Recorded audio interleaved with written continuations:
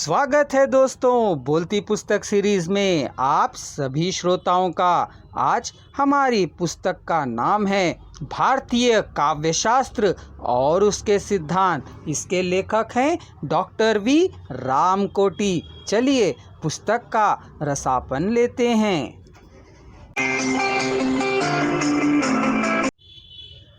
काव्य की आत्मा के बारे में प्रचलित इन सभी संप्रदायों से हमें भारतीय काव्यशास्त्र के आधारभूत सिद्धांतों का उद्भव और विकास कैसे हुआ यह ज्ञात होता है। गणपति चंद्रगुप्त ने आकर्षण शक्ति को काव्य की आत्मा के रूप में प्रस्तावित किया था। हम यहाँ यह कह सकते हैं कि काव्यात्मा की चर्चा के बहाने भारतीय आचार्यों ने अपने सिद्धांतों का प्रतिपादन किया है और कविता की केंद्रीयता का अनावरण भी किया है। जैसा कि हम सब पाते हैं कि कविता की अनेकानेक परिभाषाओं से काव्य के केंद्रीयत अभिलक्षणों के समानांतर उसके आधारभूत तत्वों के संकेत भी मिलते हैं। अनेक काव्य शास्त्रियों ने कविता के प्रमुख तत्वों के बारे में जो कहा है और जो सृष्टि में उपलब्ध उस पर कुछ काव्य सामग्री के रूप में स्वीकृत भी किया है। भामा ने कहा,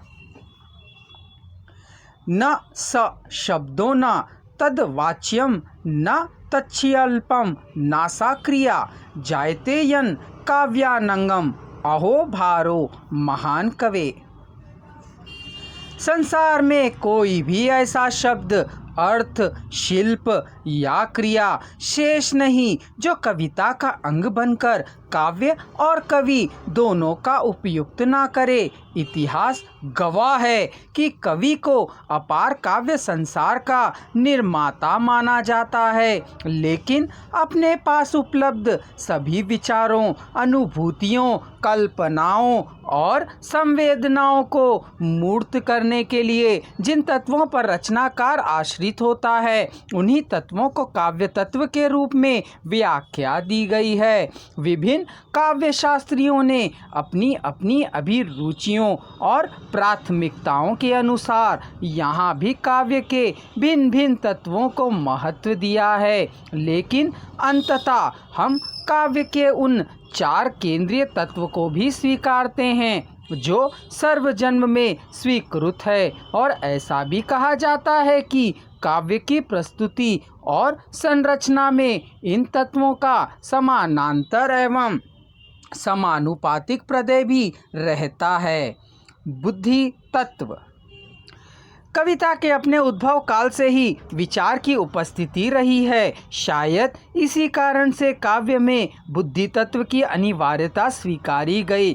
कोई भी कविता बिना बौद्धिक या वैचारिक आधार के प्रतिभाशाली नहीं होती, प्रभावशाली तो बिल्कुल नहीं होती, किंतु हाँ, केवल बुद्धि तत्व काव्य का विधान नहीं कर सकता, यह भी सच है। उसका प्रयोग कभी भावों के पृष्ठाधार के रूप में तो कभी भावों को अधिकाधिक स्पष्ट करने के लिए किया जाता है। इधर के काव्य चिंतकों के अनुसार हम यह कह सकते हैं कि कविता में वैचारिकता का उपयोग रचयिता अपने दृष्टिकोण को एक स्थायी आकार देने के लिए भी करता है। बुद्धि तत्व के सहारे ही काव्य और काव्यकार की वैचारिक प्रतिबद्धता उजागर होती है, यह भी एक सच है। कवि अपनी बुद्धि और प्रतिभा क्षमता का उपयोग कल्पना और भावों की ललित अभिव्यक्ति के लिए भी करता है। यही तो बुद्धि तत्व है जिसके सहारे कवि और उसकी कविता हमारे हृदयों को छू जाती है। इसी बुद्धि तत्व के कारण ही कविता में चिंतन और दर्शन के विविध आयाम उपस्थित होते हैं। शायद इसी कारण से कविता को वैचारिक आधार भी प्रदान करने में समर्थ बुद्धि तत्व को ही मान्यता दी जाती है। अगले वीडियो में हम देखेंगे भाव तत्व, कल्पना तत्व, शैली तत्व आदि आदि।